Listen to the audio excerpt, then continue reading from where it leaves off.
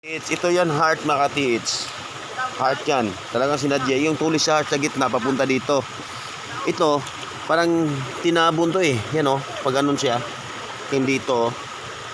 Tapos may X siya. Tapos, heart din yan. Double heart. Di ba? Klaro kayo mga tits. So, talagang sinadya ng tao, ginawa ng tao yan. Hindi tao na Pilipino, kundi panahon sa mga World War II. Sa panahon ng mga Hapon. Tsaka may pakita ako sa ibang banda mga tits. Kung magkumpas tayo, is papuntang west. Papunta tayo sa west.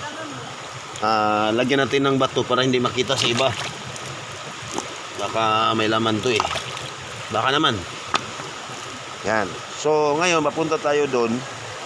May napansin ako dito mga tits. Yan. Yan. Yung tatlo. Yung mataas. Yan. Yung tatlo na yan. Interesado ako dyan sa pangatlo. Yan. Interesado ako dyan. Baka kung alam nyo kung bakit. Kasi kinarbing din siya. Oh. Yan. Kinarbing din siya. Yan, oh. Ganun, oh. Parang paa. Paa yan.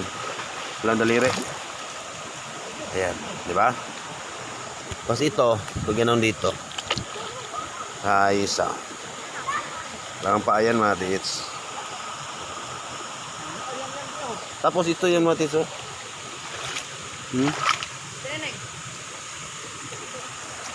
Talagang ganito talaga mga bato dito. Saka yung punong nara na old. Yan. Old nara tree.